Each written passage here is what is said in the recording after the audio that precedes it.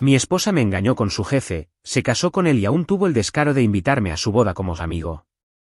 No imaginó que su gran día sería su peor humillación. No hay nada más cruel que darse cuenta de que uno fue el último en enterarse de su propia desgracia. Yo solía pensar que el amor bastaba, que la fidelidad era una consecuencia natural del cariño, del respeto, de la historia compartida. Estaba convencido de que mi esposa era distinta, de que lo nuestro resistiría cualquier cosa. Pero lo cierto es que yo vivía una historia que ya se había terminado, y ella solo fingía los últimos actos. Todo comenzó con pequeños cambios, tan sutiles que parecía absurdo sospechar. Dejó de esperarme para cenar. Empezó a dormir con el celular bajo la almohada. Me decía que estaba agotada, que no tenía energía ni para una charla, mucho menos para tocarme. Cada excusa sonaba razonable, cada distancia tenía una justificación lógica. Yo la creí. No porque fuera ingenuo, sino porque necesitaba creer. Ella hablaba mucho de su jefe, Martín. Al principio me caía bien ese nombre, sonaba inofensivo. Lo mencionaba con respeto, como si fuera un mentor. Pero con el tiempo noté un brillo distinto en su voz cuando lo nombraba, una especie de entusiasmo que yo ya no lograba provocarle. Me decía que él confiaba en su talento, que la estaba ayudando a crecer profesionalmente. Cada vez que lo decía, sentía que hablaba de algo más que trabajo. Una noche, mientras regresaba del baño, la escuché reír. Esa risa que hacía meses no oía dirigida a mí. Me asomé y la vi mirando su celular, en videollamada. Llevaba una camiseta mía y el cabello recogido. No alcancé a ver el rostro del otro lado, pero sí escuché una voz masculina que le dijo: «Te ves hermosa así, tan natural». Ella se giró rápido, cerró la llamada y me preguntó si quería agua. Fingí no haber escuchado. No quise romper ese momento con una escena de celos. Lo tragué todo, como siempre. Los días siguientes fueron un desfile de contradicciones. Ella estaba más atenta conmigo, como si quisiera compensar algo.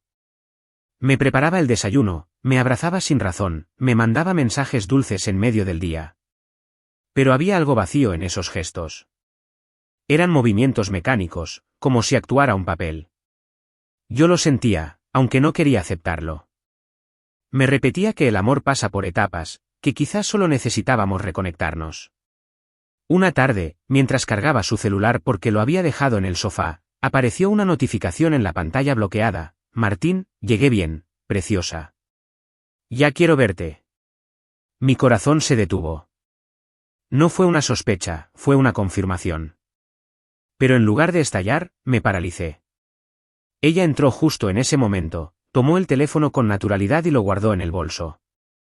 Me besó en la mejilla y dijo: «Voy a ducharme, tuve un día horrible». No dije nada.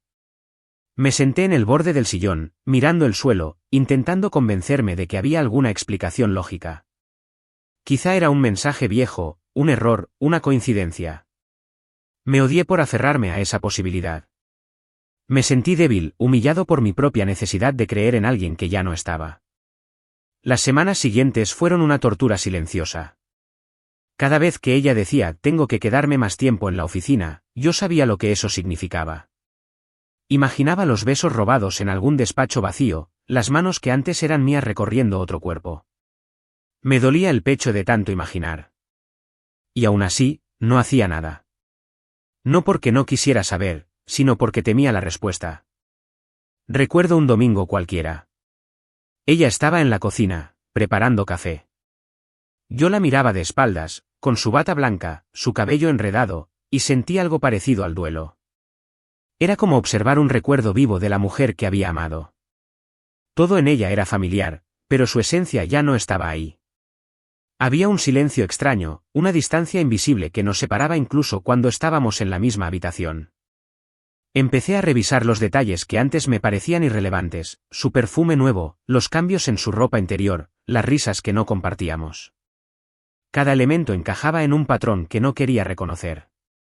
Y, sin embargo, lo hacía. Me convertí en un espectador de mi propio engaño.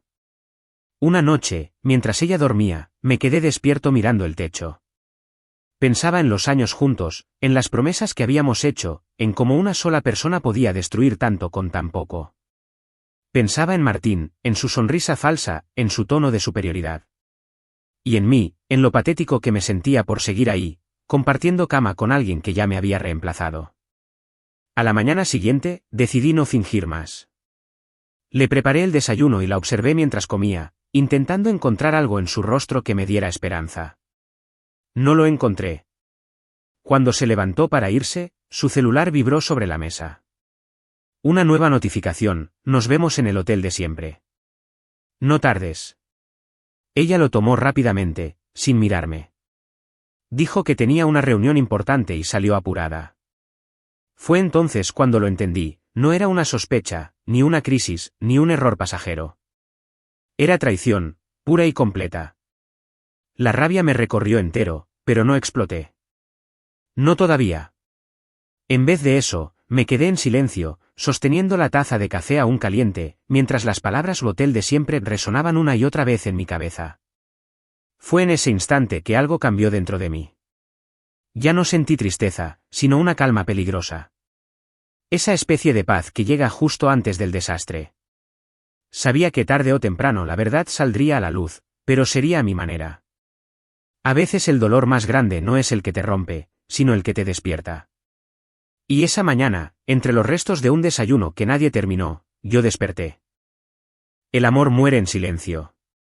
No hay gritos, no hay despedidas heroicas. Solo un goteo lento de mentiras disfrazadas de rutina. Después de aquella mañana del mensaje, algo dentro de mí se apagó.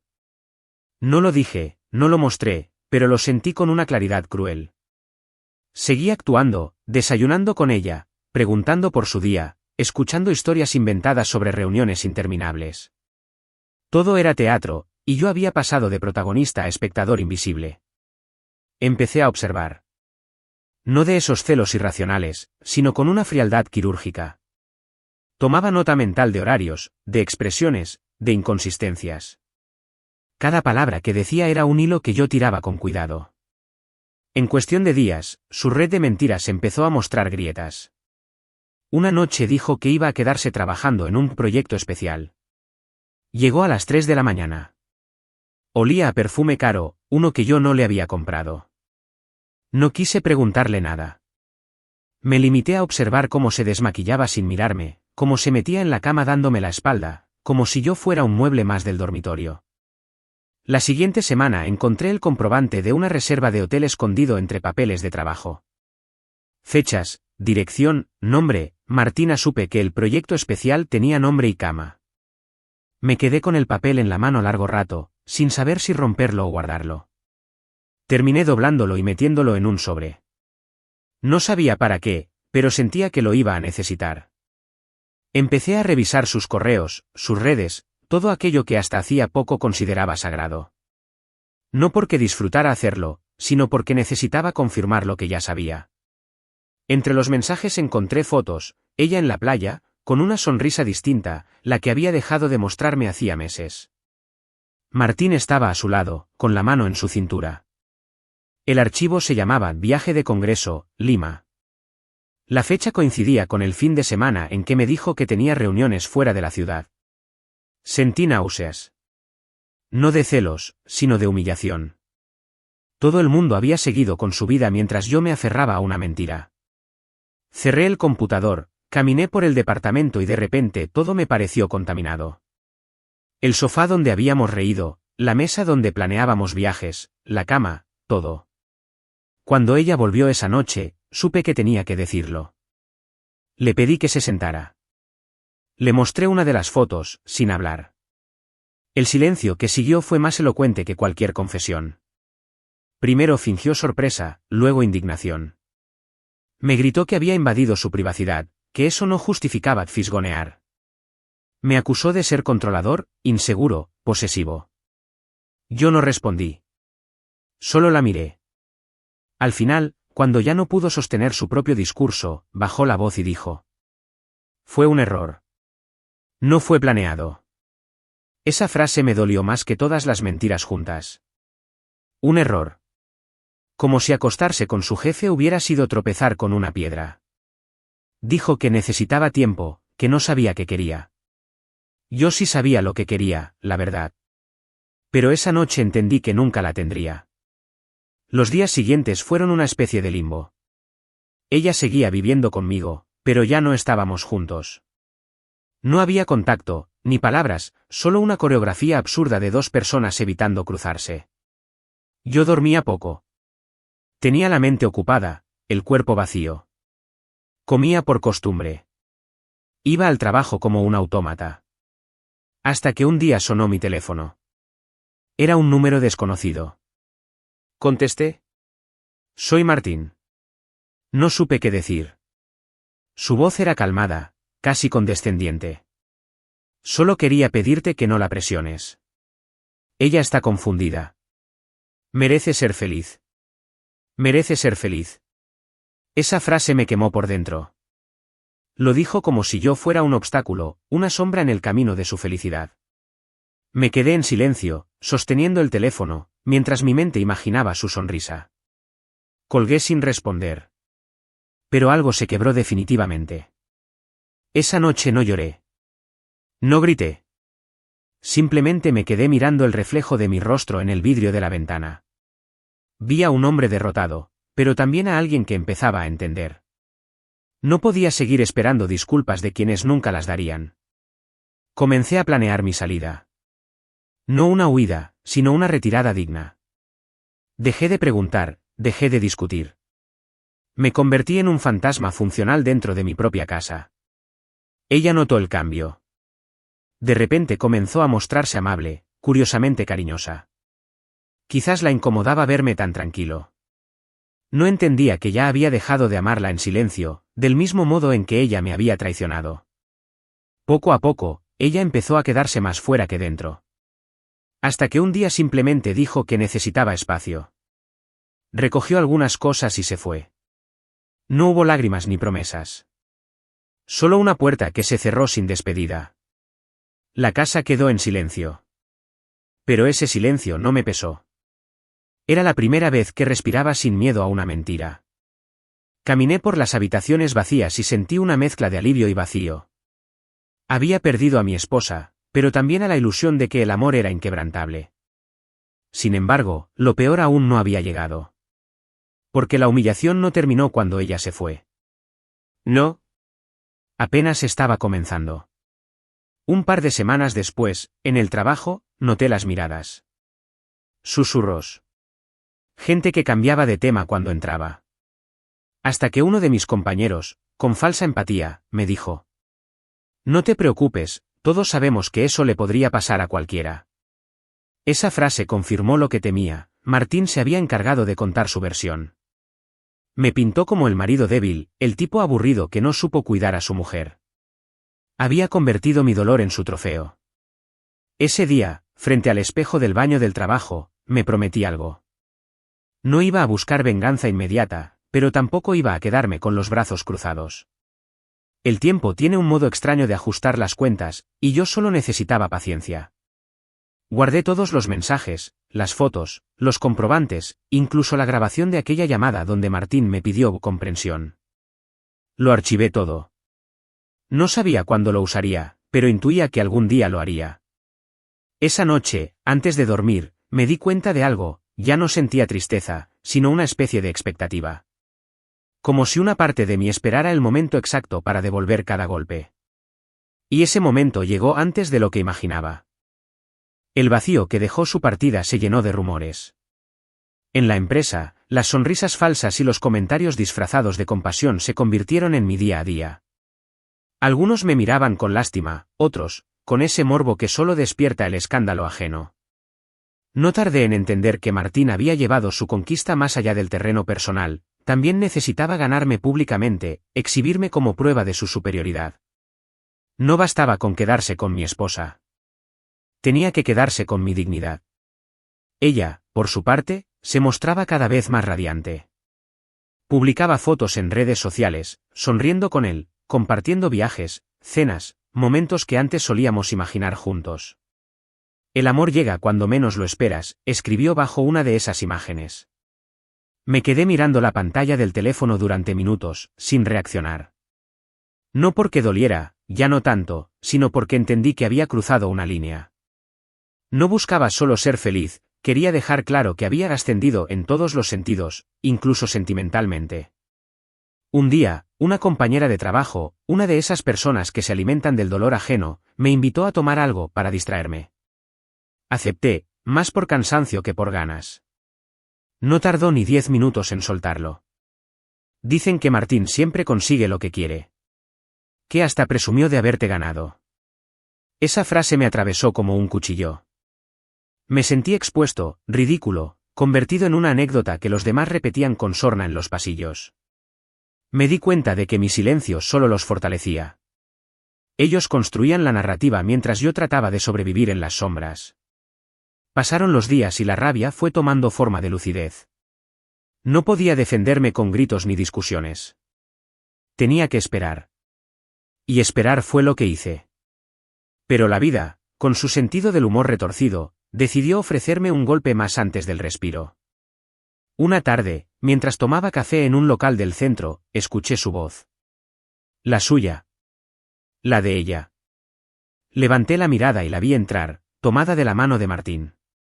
No me habían visto. Se sentaron cerca, riendo, hablando de planes a futuro.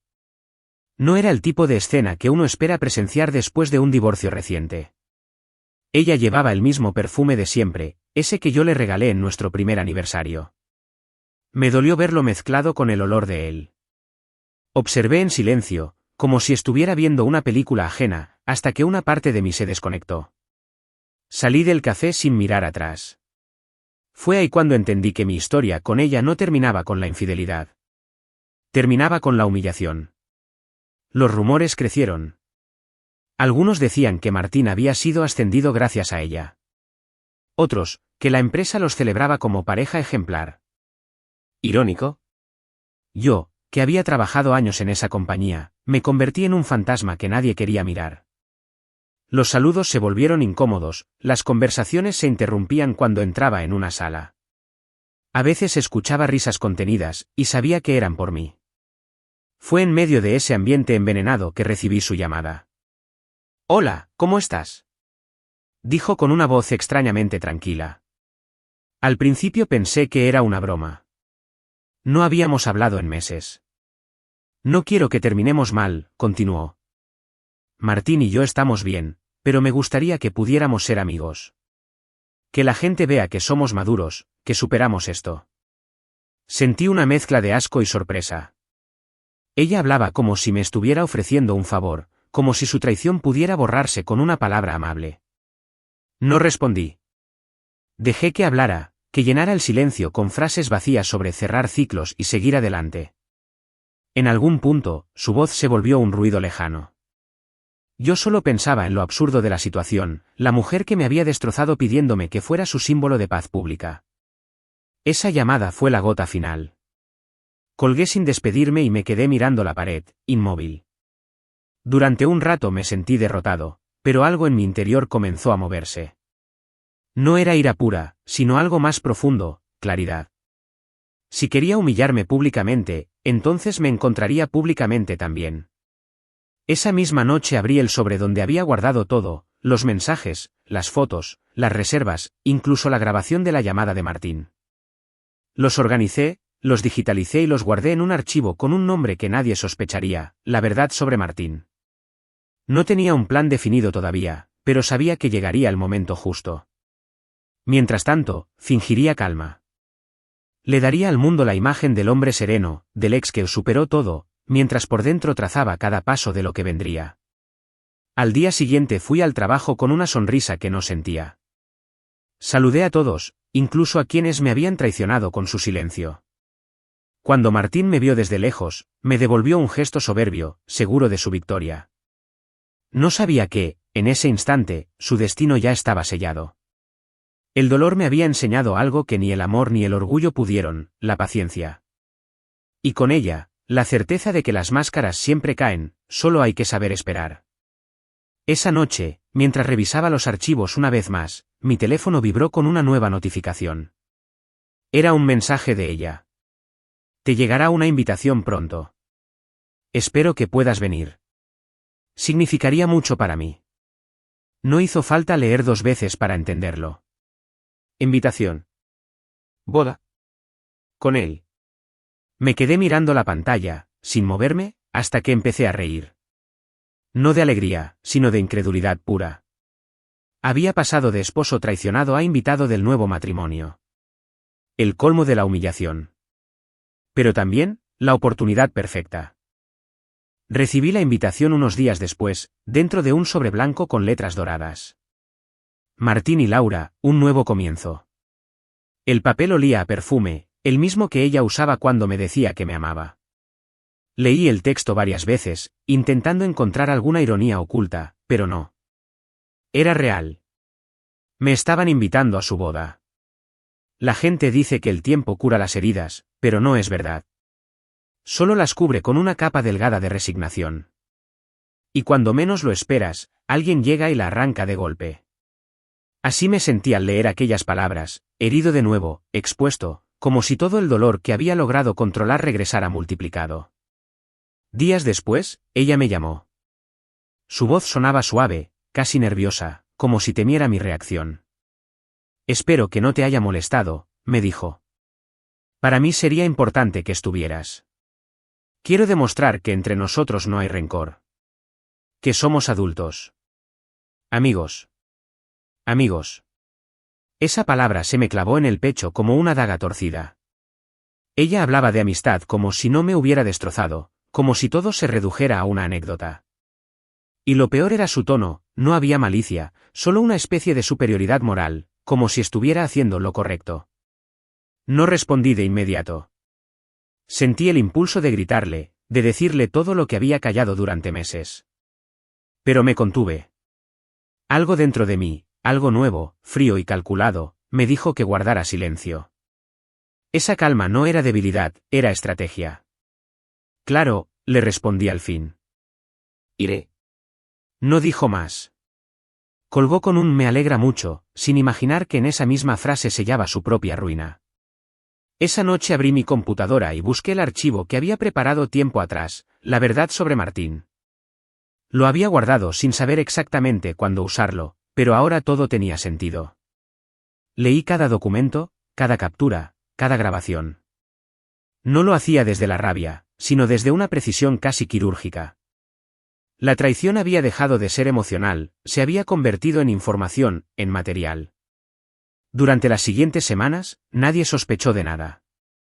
En la empresa, todos hablaban del gran evento. Algunos decían que sería una boda elegante, con invitados importantes del sector. Martín, como siempre, sonreía satisfecho, orgulloso de su nueva conquista. Yo también sonreía, aunque la mía era diferente. La suya nacía del ego, la mía, del conocimiento. Mientras los demás preparaban trajes y discursos, yo preparaba un plan. No uno impulsivo, sino meticuloso. No quería destruirlos con escándalo barato, quería hacerlo con precisión, con verdad, con la misma elegancia con la que me habían humillado. Empecé a recopilar información de su entorno profesional. Viejos correos, contratos manipulados, documentos que probaban cómo Martín había falsificado resultados para obtener su ascenso. Todo eso dormía en los servidores de la empresa, y bastó un poco de paciencia para reunirlo. No fue difícil. Conocía el sistema, había trabajado ahí por años. Sabía dónde mirar. Cada noche, mientras la ciudad dormía, yo construía mi pequeño archivo de justicia. No lo hacía con placer, sino con una serenidad helada. A veces me miraba al espejo y no me reconocía. Ya no era el hombre herido del principio. Era alguien más. Alguien que había aprendido que la venganza, si se hace bien, puede ser una forma de cierre. El día de la boda llegó más rápido de lo que esperaba. Recuerdo la mañana, el cielo despejado, el aire limpio, el silencio extraño que precede a los momentos importantes. Me vestí con un traje oscuro, corbata sencilla, zapatos pulidos. No quería destacar, quería observar. El salón estaba lleno de gente, colegas, jefes, amigos de ambos. La decoración era impecable, casi insultante. Todo olía a éxito, a feliz para siempre. Cuando entré, algunas cabezas se giraron. Vi las miradas curiosas, los susurros. Nadie podía creer que yo estuviera allí. El exmarido traicionado asistiendo sonriente a la boda de su esposa con su jefe. Un espectáculo. Ella me vio y su rostro se iluminó con una sonrisa forzada. Me saludó desde lejos, como quien agradece un gesto noble. Martín, en cambio, me dedicó una mirada rápida, arrogante, esa que solo tienen los hombres convencidos de que nada puede tocarlos. Durante la ceremonia me mantuve en silencio, observando cada detalle, sus promesas, las manos entrelazadas, los aplausos. Parecían felices, o al menos lo suficiente como para fingirlo. En el banquete, me sentaron cerca de la mesa principal. Pura ironía. Los discursos comenzaron, amigos, familiares, colegas. Todos hablando de amor verdadero, de segundas oportunidades. Yo bebía lentamente, sin perder detalle. Cuando el presentador anunció el brindis final, Martín tomó el micrófono. Habló de esfuerzo, de superar el pasado, de la suerte de encontrar a una mujer que entiende la vida como él. Algunos me miraron, esperando alguna reacción. No di ninguna. Solo esperé. Entonces, llegó mi turno. Uno de los organizadores, que no tenía idea de nada, me ofreció el micrófono con una sonrisa amable. ¿Quiere decir unas palabras?, preguntó. Y claro que quería. Me levanté despacio, sintiendo el peso de todas las miradas. Respiré hondo y comencé a hablar con voz firme, tranquila. Dije que estaba agradecido por la invitación, que deseaba lo mejor a los novios, que el amor verdadero siempre se construye sobre la confianza y la verdad. Hice una pausa. Pude sentir cómo el silencio se extendía. Y entonces lo dije. Que la verdad siempre sale a la luz, aunque algunos intenten enterrarla con ascensos, favores y mentiras. Mientras hablaba, envié desde mi celular un correo masivo, dirigido a todos los asistentes, y algunos superiores de la empresa, con el archivo adjunto, la verdad sobre Martín. La notificación llegó en masa. Uno a uno, los invitados comenzaron a mirar sus teléfonos. Murmullos. Rostros tensos. Martín se puso de pie, pálido. Laura lo miró sin entender. En cuestión de segundos, la boda se convirtió en un caos de susurros y pantallas iluminadas. Yo, en cambio, sonreí. Me bajé del escenario, dejé el micrófono sobre la mesa y salí caminando lentamente del salón. Afuera, el aire se sentía distinto, más limpio. No miré atrás. Pero supe, sin necesidad de hacerlo, que nada volvería a ser igual. El eco de mis propias palabras aún resonaba en el salón cuando crucé la puerta. Atrás quedaba una escena que ni el guión más cruel habría imaginado. Y sin embargo, mientras caminaba hacia el estacionamiento, no sentía euforia. No había júbilo ni alivio inmediato. Lo que me invadía era una calma fría, la sensación exacta de haber cerrado una herida con mis propias manos. Horas antes, todo parecía un teatro impecable. Los invitados lucían sonrisas de revista, los fotógrafos capturaban cada gesto ensayado, y ella irradiaba una felicidad casi arrogante. Llevaba el vestido perfecto, el mismo color que una vez me dijo que usaría si algún día volvíamos a casarnos. Ese detalle me golpeó más de lo que quise admitir. Tal vez lo eligió por costumbre. Tal vez por crueldad. No importaba. Porque yo también llevaba algo de ella conmigo, la verdad que tanto se había esforzado en enterrar. Desde el momento en que acepté asistir, supe que no iría como víctima. Iba a mirar de frente a quienes me habían convertido en motivo de burla. Y esa noche, por fin, me tocaba a mí ser el espejo de su vergüenza. Al entrar, los murmullos no tardaron en llegar. ¿Ese no es el exmarido? Dicen que la dejó por otro motivo. Qué maduro, venir aquí. Nadie entendía que lo hacía precisamente para demostrarles que podía caminar entre ellos sin miedo, que su escándalo ya no me definía. Pero bajo esa máscara de serenidad, mi mente era una maquinaria calculando cada segundo del plan. Durante la recepción, observé a Martín con una mezcla de desprecio y fascinación. Hablaba como si todo el salón fuera su dominio. Su sonrisa era tan ensayada que casi parecía dolorosa. Él no sabía que, entre los invitados, había personas que en cuestión de minutos dejarían de verlo como un líder, y empezarían a verlo como un fraude. Brindó por su nuevo comienzo. Habló de cómo el amor lo había transformado, de la suerte de haber encontrado a una mujer que lo entendía de verdad. Mientras lo escuchaba, repasaba mentalmente los documentos en mi correo, contratos alterados, informes falsificados, correos donde manipulaba decisiones para asegurarse un ascenso. Todo eso estaba ahí, esperando un clic. El momento llegó cuando la música bajó y me ofrecieron el micrófono. No lo había pedido, fue el azar, o el destino, el que me lo puso en las manos. Tal vez ella pensó que iba a decir algo bonito, algo que confirmara su narrativa del desmarido comprensivo. Pobres ilusos. Tomé aire y hablé despacio. No improvisé, cada palabra había sido medida. Dije que el amor sin verdad se pudre en silencio. Que a veces la felicidad se construye sobre mentiras, y que cuando esas mentiras se descubren, no queda amor, solo miedo.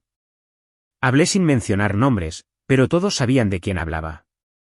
En sus rostros se reflejaba la tensión, la incomodidad. Laura me miraba sin entender, como si mi voz la hipnotizara. Martín, en cambio, fruncía el ceño. ¿Sabía? Fue entonces cuando lo hice. Saqué mi teléfono, abrí el correo y pulsé enviar. La notificación se multiplicó en el aire como un virus. Los invitados comenzaron a mirar sus pantallas. Primero, curiosidad, luego, desconcierto, después, horror. En segundos, el murmullo se convirtió en un zumbido generalizado. Las risas se apagaron. Vi cómo Martín palidecía, como Laura buscaba su mirada desesperada, sin entender por qué todos los ojos se clavaban en ellos.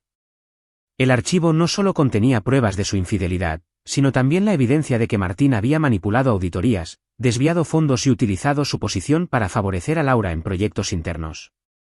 Cada correo tenía fecha, nombre y hora. No era una venganza emocional. Era un golpe quirúrgico a su reputación, a su poder, a su perfecto cuento de amor. Mientras todo se desmoronaba, yo seguía hablando, fingiendo no notar el caos. Dije que la verdad, aunque duela, siempre libera. Levanté mi copa y brindé por los nuevos comienzos. Después, dejé el micrófono sobre la mesa y caminé hacia la salida.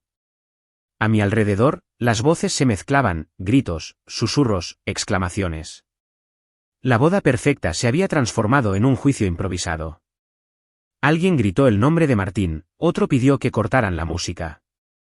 Escuché a Laura llorar, y por un instante pensé en detenerme. Pero no. Habían tenido todo el poder, toda la impunidad. Ahora les tocaba entender lo que se siente cuando el suelo desaparece bajo los pies. Afuera, la noche era tibia. El aire olía a libertad y a ceniza. Me senté en mi coche, respiré hondo y por primera vez en meses sentí algo parecido a paz. No una alegría eufórica, sino esa quietud que llega cuando todo está dicho. Mientras encendía el motor, mi teléfono vibró sin parar, mensajes, llamadas, notificaciones. Sabía que la noticia se estaba esparciendo como fuego. Sabía también que nada podría detenerla. Y, curiosamente, no sentí culpa. Había esperado demasiado para ese momento. No lo hice por venganza pura, sino por equilibrio. Porque ellos me arrebataron mi voz, mi dignidad, y esa noche simplemente la recuperé. Al llegar a casa, abrí una cerveza y me senté frente a la ventana. Afuera, la ciudad seguía igual, indiferente, como si nada hubiera ocurrido. Pero dentro de mí algo se había movido. Por primera vez, el dolor no pesaba. Era solo una historia que terminaba. Antes de irme a dormir, recibí un último mensaje. De ella. ¿Por qué hiciste esto? Nos arruinaste. No respondí. Apagué el teléfono y dejé que el silencio me envolviera. En ese silencio comprendí que la ruina no la causé yo. Solo quité el velo. Lo demás fue consecuencia. Esa noche dormí profundamente, sin pesadillas. Y al despertar, supe que lo peor aún no había pasado, al menos, para ellos. Desperté con el celular vibrando sin descanso. Notificaciones, mensajes, llamadas desconocidas. No necesitaba leer para entender, el incendio había crecido. Las redes ya hacían su trabajo, devorando la historia con el apetito de siempre. La boda más escandalosa del año, decían los titulares. Los nombres de Laura y Martín estaban por todas partes. Fotos de la ceremonia, capturas de los correos, rumores sobre una investigación interna. Todo se mezclaba en un espectáculo grotesco del que yo, por primera vez, no era el payaso.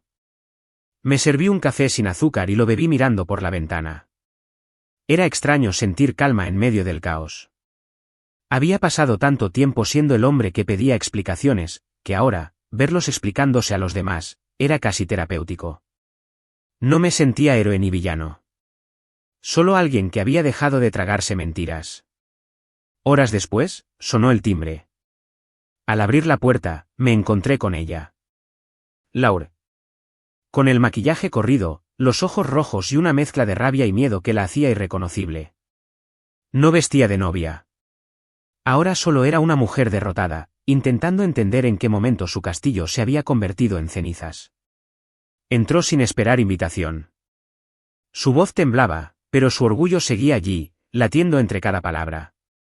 Dijo que yo había destruido su vida, que todo lo que construyeron se había ido al infierno, que la empresa había suspendido a Martín y que ella había perdido su trabajo. Que la gente los odiaba, que sus amigos se habían apartado, que sus familias estaban avergonzadas. Y mientras hablaba, yo la observaba en silencio, sin interrumpir. Cuando terminó, le pregunté algo simple.